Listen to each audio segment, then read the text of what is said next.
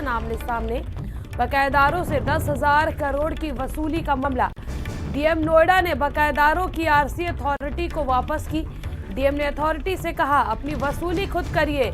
नियम के विपरीत नोएडा प्राधिकरण ने आरसी भेजी थी। बिल्डरों पर कार्रवाई की सारी पावर अथॉरिटी के पास।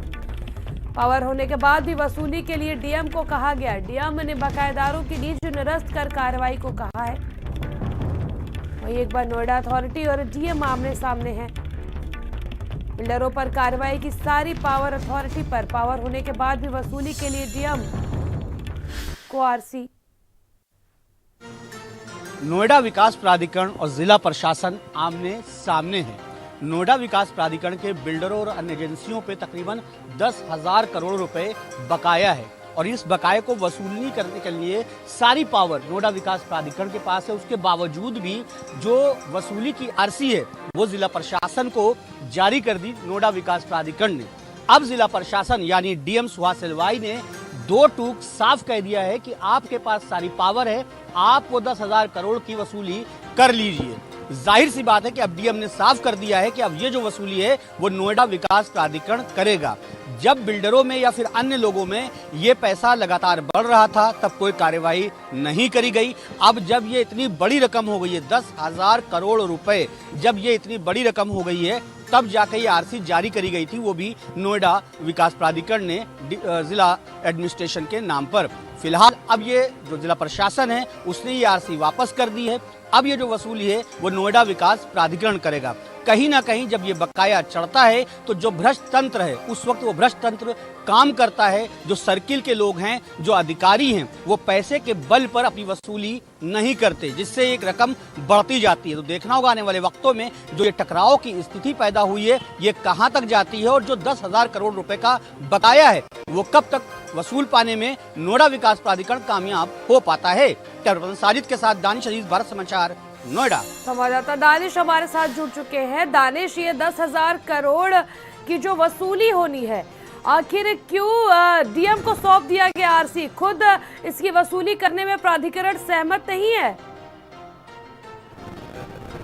देखिए, नोएडा विकास प्राधिकरण एक भ्रष्ट तंत्र है। यहाँ पे जितनी भी चाहे वो अधिकारी हो वो बिल्कुल सर से लेकर पांव तलक भ्रष्टाचार में डूबे हुए हैं। अगर किसी बिल्डर पर कोई बकाया होता है तो उसको वसूलने की बजाय बिल्डर से बाकायदा फायदा लिया जाता है और उसके तौर पे उसको लगातार छूट दे दी जाती है। ऐसे करते करते आप खुद सोचिए कि ये जो बकाया है 10,000 करोड़ रुपए तक का पहुंच गया है। उत्तर प्रदेश निकाय कानून की बात करें तो वो जो वसूली है, क्योंकि असीमित शक्तियां हैं नोएडा विकास प्राधिकरण के पास, ये अपने आप में एक अलग बायलॉज के हिसाब से बनाई गई है। असीमित शक्तियां हैं, ये खुद उनको वसूली करने का अधिकार है, लेकिन इसके बावजूद भी कहीं ना कहीं मामले को और आगे बढ़ाया जाए, मामले को खींचा जाए। इसको देखते हुए जितने भी 10,000 करोड़ रुपए के बकाया राशि थी उसका जो रिकवरी सर्टिफिकेट होता है यानी आरसी होती है वो जारी कर दी डीएम के नाम पर, जिला प्रशासन के नाम पर। जिला प्रशासन ने जब वो आरसी देखी तो उसके बाद जब नियम देखे गए तो नियम में साफ साफ दिखाई दिया गया कि डीएम जो है सिर्फ और सिर्फ निकाय जो चीजें हैं उसकी वसूली कर सकते हैं। डीएम ने दो टूक वो आरसियां वापस कर दी नोएडा विकास प्राधिकरण को, साफ कह दिया कि ये हमारे नियम में नहीं आती है, ये हमारे उसमें नहीं आती है। आप जो है आवंटन करते हैं, आप सारी जो है सारे एक्सेस वसूलते हैं, लिहाजा आप ही इसको निरस्त कर सकते हैं, वसूल सकते हैं। तो आप इनका आवंटन बिल्डरों का या फिर अन्य एजेंसियां जिनके ऊपर आपका बकाया है इनका आवंटन निरस्त करके लीज बैक कैंसिल करके अपनी वसूली कर लीजिए। तो जिस तरीके से अब नोएडा विकास प्राधिकरण और जिला प्रशासन आमने सामने, तो ये कहना गलत नहीं होगा कि अपने चाहने वालों को बचाने के लिए नोएडा विकास प्राधिकरण के अधिकारी और कर्मचारी इस तरीके की हरकतें करते हैं।